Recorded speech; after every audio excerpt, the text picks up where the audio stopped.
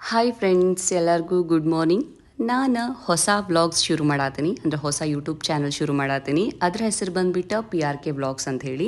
ಮುಂಚಿನ ನಿಮಗೆಲ್ಲರಿಗೂ ಗೊತ್ತು, ನಂದೊಂದು ಕುಕಿಂಗ್ ಚಾನಲ್ ಐತಿ, ಪೂರ್ಣಿಮಾಸ್ ಕಿಚನ್ ಅಂತ ಹೇಳಿ. ಸೊ ಅದ್ರ ಜೊತೆಗೆ ಈ ಚಾನಲ್ನು ಸಬ್ಸ್ಕ್ರೈಬ್ ಮಾಡಿರಿ. ಫಸ್ಟಿಗೆ ನಾನಿಲ್ಲೇ ಎದ್ದು ಫ್ರೆಶ್ ಅಪ್ ಆಗ್ತೀನಿ. ಸೊ ನನ್ನ ಡೈಲಿ ರೂಟೀನ್ ಈ ವ್ಲಾಗ್ಸ್ ಒಳಗೆ ಶೇರ್ ಮಾಡ್ಬೇಕು ನಿಮ್ಮ ಜೊತೆ ಅಂತ ಅಂದ್ಕೊಂಡು ಶುರು ಮಾಡಿನ ಚಾನಲ್ಲ. ಎಲ್ಲರೂ ಲೈಕ್ ಮಾಡಿರಿ, ಸಬ್ಸ್ಕ್ರೈಬ್ ಮಾಡಿರಿ, ನಿಮ್ಮ ಫ್ರೆಂಡ್ಸಿಗೆ ಶೇರ್ ಮಾಡಿರಿ.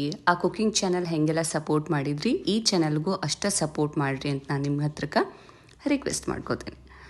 ಫಸ್ಟಿಗೆ ನಾನಿಲ್ಲೇ ಬ್ರಷ್ ಮಾಡಿ ಮುಖ ತೊಳ್ಕೊಂಡು ನೀಟಾಗಿ ಫ್ರೆಶ್ ಅಪ್ ಆಗ್ತೀನಿ. ಇದೇನು ಹೊಸ ರೂಟೀನಲ್ಲ, ಎಲ್ಲರೂ ಇದನ್ನ ಮಾಡ್ತಾರೆ, ನಾನು ಡೈಲಿ ಇದನ್ನು ಮಾಡ್ತೀನಿ. ಬಟ್ ಸ್ವಲ್ಪ ನನ್ನ ರೂಟೀನ್ ಇವತ್ತು ಚೇಂಜ್ ಆಗೈತಿ. ಏನಂತಂದ್ರೆ, ನಾನು ಬೆಳಗ್ಗೆ ಎದ್ದು ಕೂಡಲೇ ಐಸ್ ಕ್ಯೂಬಿಂದ ಫೇಸ್ನ ಮಸಾಜ್ ಮಾಡ್ಕೋತಿದ್ದೆ. ಬಟ್ ನಿನ್ನೆ ನನಗೆ ಐಸ್ ಮಾಡೋಕೆ ಇಡೋದು ಫ್ರಿಜ್ ಒಳಗೆ ನೆನಪಾಗಿಲ್ಲ. ಸೊ ಇವತ್ತು ನಾನು ಅದನ್ನು ಮಾಡತ್ತಿಲ್ಲ. ನಾಳೆ ವ್ಲಾಗ್ ಒಳಗೆ ಬೇಕಿದ್ರೆ ನಿಮ್ಗೆ ಅದನ್ನು ತೋರಿಸ್ತೀನಿ. ಸೊ ಬ್ರಷ್ ಎಲ್ಲ ಮಾಡಿ ನೀಟಾಗಿ ಫ್ರೆಶ್ ಅಪ್ ಆಗಿ ಮುಖ ಎಲ್ಲ ಒರೆಸ್ಕೊಂಡು, ಆಮೇಲೆ ಇನ್ನೊಂದು, ನೀವು ಏನೋ ಫೇಸ್ ಪ್ಯಾಕ್ ಹಾಕ್ರಿ, ಫೇಶಿಯಲ್ ಮಾಡಿಸ್ಕೊರಿ, ಯಾವಾಗಾರ ಫೇಸ್ ವಾಶ್ ಮಾಡ್ಕೊರಿ. ಫೇಸ್ ವಾಶ್ ಮಾಡ್ಕೊಂಡಾದ್ಮೇಲೆ ಟವೆಲ್ನ ಫುಲ್ ಮುಖಕ್ಕೆ ರಬ್ ಮಾಡ್ಕೋಬಾರ್ದು. ಈ ಥರ ಜಸ್ಟ್ ಡ್ಯಾಬ್ ಮಾಡಿ ಮುಖನ ತೊಳ್ಕೊಬೇಕು. ನಾನು ಫ್ರೆಶ್ ಅಪ್ ಆದೆ. ಈಗ ನಿಮಗೆ ಗೊತ್ತು, ಮನೆ ಕೆಲಸ ಹೆಣ್ಮಕ್ಳಿಗೆ ಮುಗಿಯೋದೇ ಇಲ್ಲ. ಬೆಳಗ್ಗೆಯಿಂದ ರಾತ್ರಿವರೆಗಾದರೂ ಮುಗಿಯೋದಿಲ್ಲ. ಅಟ್ಲೀಸ್ಟ್ ಆಫೀಸ್ಗೆ ಹೋಗಿ ಕೆಲಸ ಮಾಡಿದ್ರೆ ಅದಕ್ಕೊಂದು ಲಿಮಿಟೆಡ್ ಟೈಮ್ ಅಂತಿರ್ತೈತಿ. ಬಟ್ ಹೆಣ್ಮಕ್ಳಿಗೆ ಲಿಮಿಟೆಡ್ ಟೈಮ್ ಇಲ್ಲವೇ ಇಲ್ಲ. ಏನಾದರೂ ಒಂದು ದಿನ ಕೆಲಸ ಇದ್ದೇ ಇರ್ತೈತಿ. ಸೊ ನಾನಿವಾಗ ಮನೆಯೆಲ್ಲ ಕಸ ಗುಡಿಸಿ ಆ್ಯಸ್ ಯೂಶ್ವಲ್ ಮನೆಯೆಲ್ಲ ಕ್ಲೀನ್ ಮಾಡಿ, ಆಮೇಲೆ ಟಿಫನ್ ಮಾಡಿ ಎಲ್ಲನೂ ರೆಡಿ ಮಾಡ್ಕೋತೇನೆ ನೋಡಿರಿ.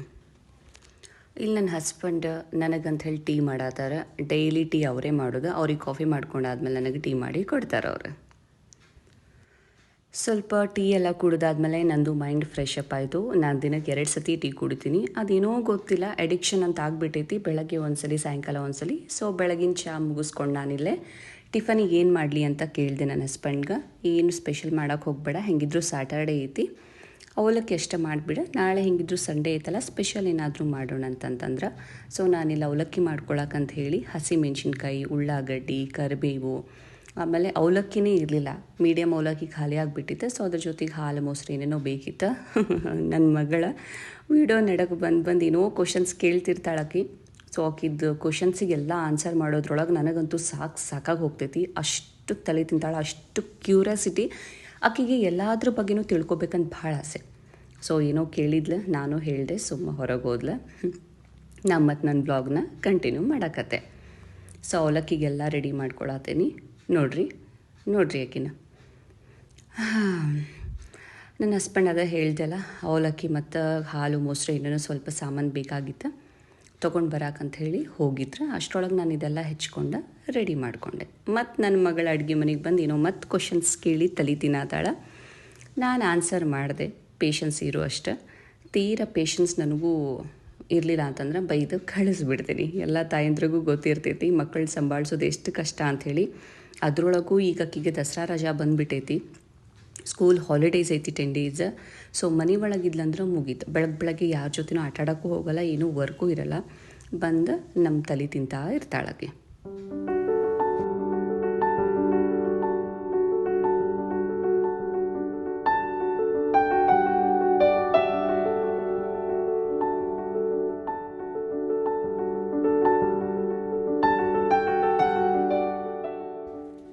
ಈಗ ನಾನು ಅವಲಕ್ಕಿನ ನೆನೆ ಹಾಕ್ಕೊಂಡೆ. ಅಷ್ಟರೊಳಗೆ ನನ್ನ ಹಸ್ಬೆಂಡ್ ಬಂದಿದ್ದರು, ಅವಲಕ್ಕಿನೂ ತಂದು ಕೊಟ್ಟರು. ಅದ್ರ ಜೊತೆಗೆ ಮಧ್ಯಾಹ್ನ ನಾನು ನುಗ್ಗಿಕಾಯಿ ಸಾಂಬಾರು ಮಾಡ್ಬೇಕು ಅಂದ್ಕೊಂಡಿದ್ದೆ. ಸೊ ನುಗ್ಗಿಕಾಯಿ, ಕರಿಬೇವಿನ ಸೊಪ್ಪು ಎಲ್ಲನೂ ತಂದು ಕೊಟ್ರೆ. ಸೊ ಅವರು ಏನೋ ಮಾತಾಡತ್ತಾರ, ಜಸ್ಟ್ ಡಿಸ್ಕಷನ್ ಆಯಿತು. ನನ್ನ ಮಗಳು 2-3 ದಿವಸದಿಂದ ಯಾಕೋ ನುಗ್ಗಿಕಾಯಿ ಸಾರು ಮಾಡಿ ಅಂತ ಹೇಳತ್ತಿದ್ಲು. ಆಕೆಗೆ ಅದು one of the favourite sambar ಅಂತಲೇ ಹೇಳ್ಬೋದು. ಅದಕ್ಕಂಥೇಳಿ ಅವರು ನುಗ್ಗಿಕಾಯಿ ನೆನಪು ಮಾಡ್ಕೊಂಡು ತಂದಾರ, ಅದೊಂದು ಪುಣ್ಯ. ಸೊ ಅವ್ರು ತಂದಿದ್ದ ಸಾಮಾನೆಲ್ಲನೂ ಸೈಡಿಗೆ ಇಟ್ಕೊಳತ್ತೀನಿ. ಈಗ ನನಗೆ ಅದ್ರೊಳಗೆ ಏನು ಬೇಕಾ ಏನೇನು ಥಿಂಗ್ಸ್ ಬೇಕಾ ಎಲ್ಲನೂ ತೊಗೊಂಡು ನಾನೀಗ ಪ್ರಿಪೇರ್ ಮಾಡ್ಕೋತೀನಿ ಅವಲಕ್ಕಿನ.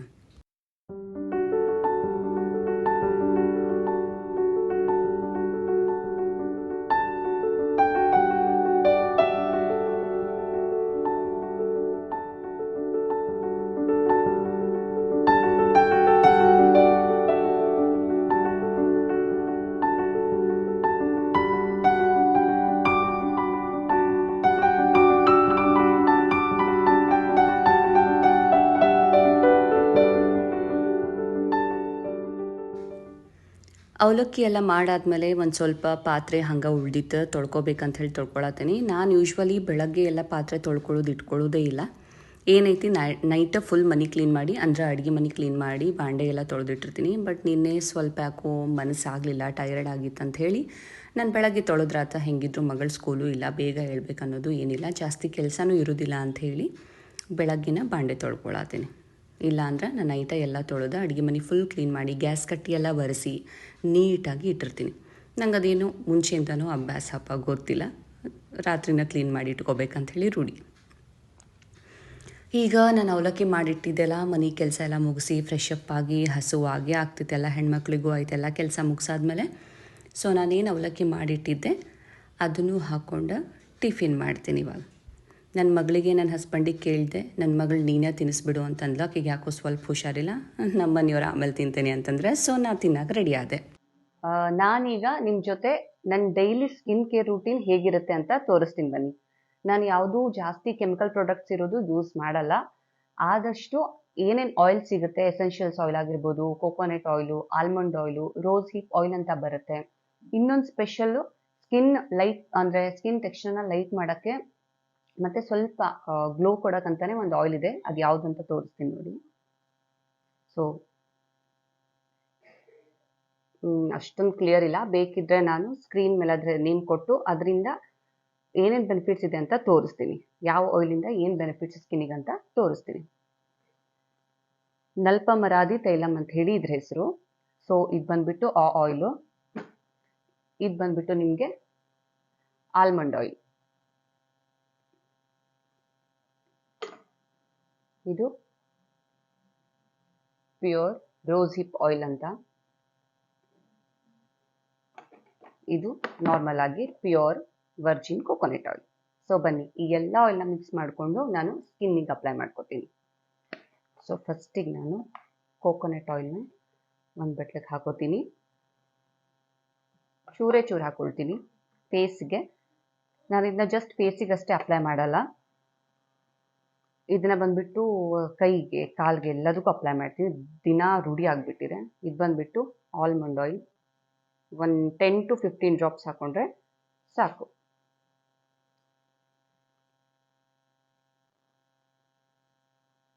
ಸೊ ಇಷ್ಟು ಹಾಕೊಳ್ತೀನಿ.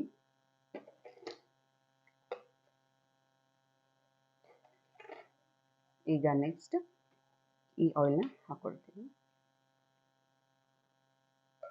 ಇದು ಅಷ್ಟೇ ಒಂದು 5 to 10 ml ಆದರೆ ಸಾಕು.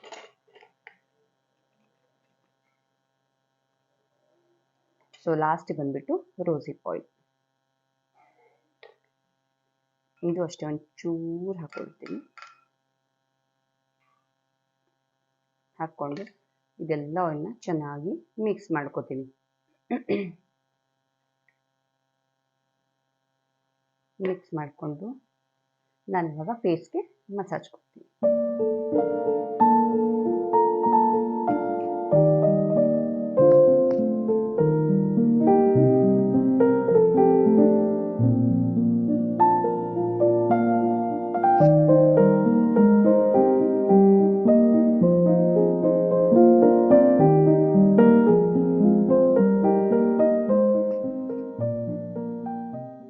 ಆದಷ್ಟು ಸರ್ಕ್ಯುಲರ್ ಈ ಥರ ಮೋಷನಲ್ಲಿ ನೀವು ಮಸಾಜ್ ಮಾಡ್ಕೋಬೇಕಾಗುತ್ತೆ. ಲಿಪ್ಸ್ಗೆ, ಕಣ್ಣಿಗೆ, ಐಬ್ರೋಸ್ಗೆ, ಇವನ್ ಈ ಎಲ್ಲ ಆಯಿಲ್ನ ಹೇರ್ಗೂ ಅಪ್ಲೈ ಮಾಡಿದ್ರು ನೋ ಪ್ರಾಬ್ಲಮ್.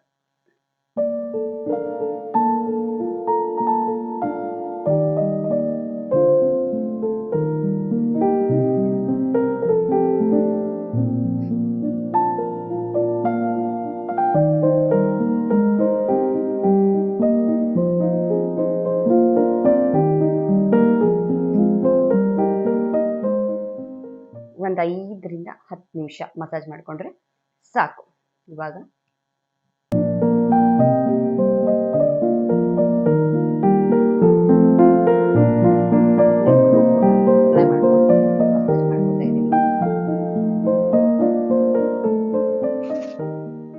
ಇನ್ನೇನಿದೆ ಆಯಿಲ್ ನಾನು ಕೈಗೂ ಕೂಡ ಅಪ್ಲೈ ಮಾಡ್ಕೋತೀನಿ.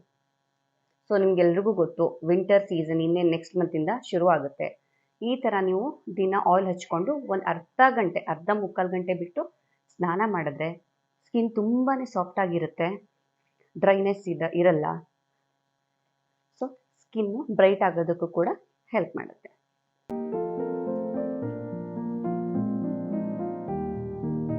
ನೋಡಿ ಈ ಥರ ಎಲ್ಲ ಹಚ್ಕೊಂಡು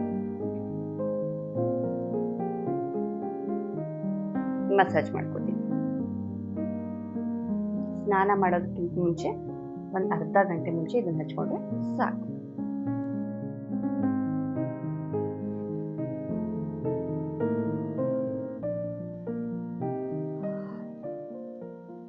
ನೀವು ಮನೇಲಿ ಟ್ರೈ ಮಾಡಿ.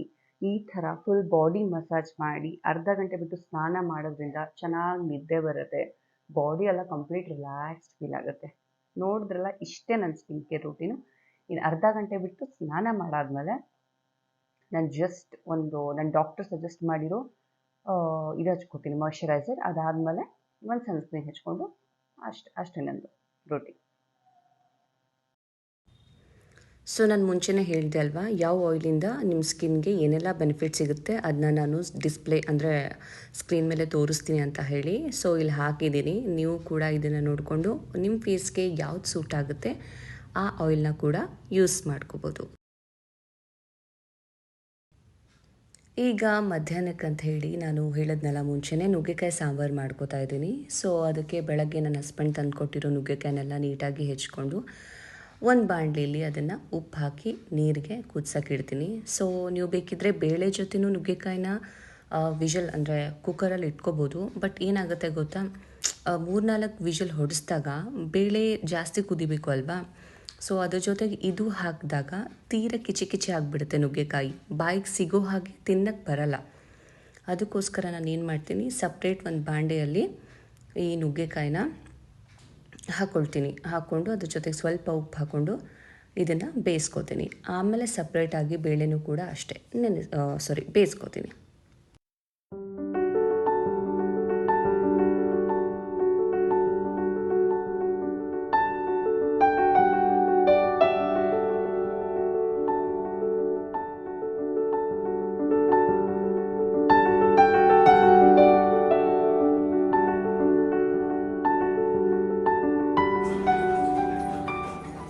ಆ್ಯಕ್ಚುಲಿ ಝೆಪ್ಟೋದಲ್ಲಿ ನಾನಿವತ್ತು ಇದು ಮಿನಿ ರಸಗುಲ್ಲ ಮತ್ತು ಜಾಮೂನ್ ತರಿಸ್ದೆ. ನನ್ನ ಮಗಳಿಗೆ ತುಂಬ ಇಷ್ಟ ಜಾಮೂನು.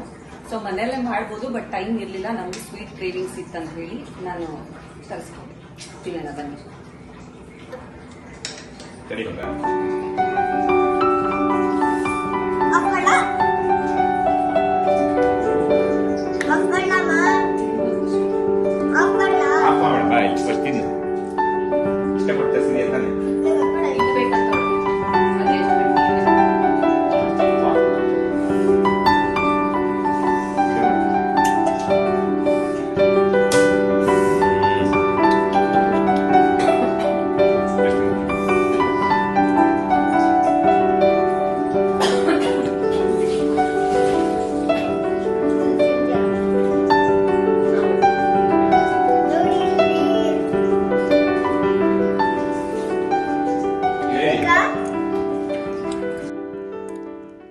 ಈಗ ಅನ್ನಕ್ಕೆ ಮತ್ತು ನುಗ್ಗೆಕಾಯಿ ಬೇಯೋಕೆ ಏನಿಟ್ಟಿದ್ದೆ ಅದನ್ನು ಚೆಕ್ ಮಾಡ್ತಾಯಿದ್ದೀನಿ. ಅನ್ನ ಆಲ್ರೆಡಿ 3 ವಿಷಲ್ ಬಂದಾಯಿತು. ಸೊ ಕುಕ್ಕರ್ನ ಆಫ್ ಮಾಡಿಕೊಂಡೆ.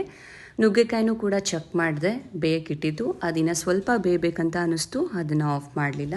ಈಗ ಸಾಂಬಾರಿಗೆ ಒಗ್ಗರಣೆಗಂತ ನಾನು ರೆಡಿ ಮಾಡಿಕೊಡ್ತಾ ಇದ್ದೀನಿ. ಬೆಳ್ಳುಳ್ಳಿನೆಲ್ಲ ಸುಲ್ಕೋತಾ ಇದ್ದೀನಿ. ಬೆಳ್ಳುಳ್ಳಿ ಸಮ್ಟೈಮ್ಸ್ ನಾನು ಹಿಂಗೂ ಕೂಡ ಯೂಸ್ ಮಾಡ್ತೀನಿ ಸಾರು ಮಾಡ್ಕೋಬೇಕಾದ್ರೆ. ಬಟ್ ನಮ್ಮ ಮನೆಯವ್ರಿಗೆ ಜಾಸ್ತಿ ಬೆಳ್ಳುಳ್ಳಿ ಅಂದರೆ ಇಷ್ಟ, ಆದರೆ ಫ್ರ್ಯಾಗ್ರೆನ್ಸ್ ಅಂದರೆ ಇಷ್ಟ ಹಿಂಗಕ್ಕಿಂತ. ಸೊ ನಾನು ಸಾಂಬಾರಿಗೆ ನಾನು ಯಾವಾಗಲೂ ಮೋಸ್ಟ್ ಆಫ್ ದಿ ಟೈಮ್ ಬೆಳ್ಳುಳ್ಳಿನೇ ಯೂಸ್ ಮಾಡ್ಕೊಳ್ಳೋದು.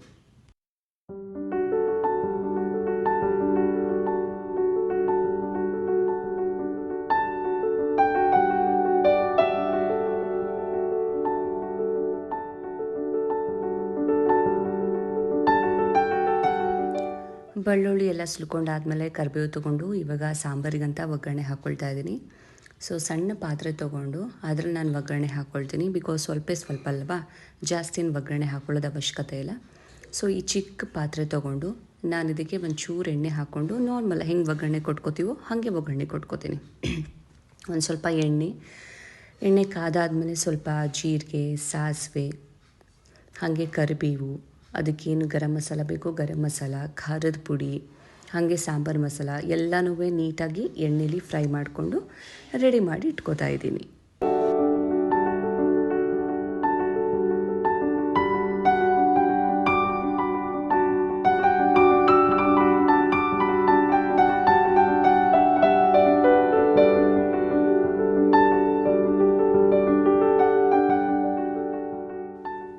ಸೊ ಒಗ್ಗರಣೆ ಎಲ್ಲ ರೆಡಿ ಮಾಡ್ಕೊಂಡಾದ್ಮೇಲೆ ಒಂದು ಚಿಕ್ಕ ಕುಕ್ಕರಲ್ಲಿ ಬೇಳೆನ ಇಟ್ಕೋತಾ ಇದ್ದೀನಿ, ಬೇಳೆನ ಬೇಯಿಸ್ಕೋಬೇಕಂತ ಹೇಳಿ.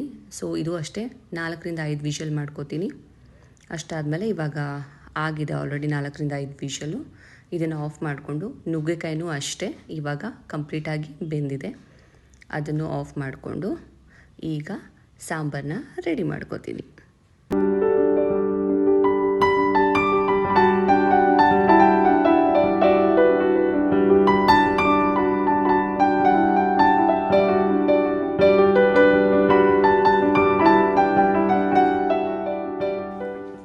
ಸೊ ಇಲ್ಲಿ ತೋರಿಸ್ತಾ ಇರೋದು ವಾಲ್ಪೇಪರು, ಕಿಚನ್ಗೆ ನಮ್ಮ ಹಸ್ಬೆಂಡ್ ಅಂಟಿಸಿದ್ದಾರೆ. ಸೊ ಎಲ್ಲ ಅರ್ಧಂಬರ್ಧ ಅಂಟಿಸಿಟ್ಟಿದ್ದಾರೆ, ಫುಲ್ ಕಂಪ್ಲೀಟಿನ ಮಾಡಬೇಕು, ಅದಾದಮೇಲೆ ತೋರಿಸ್ತೀನಿ.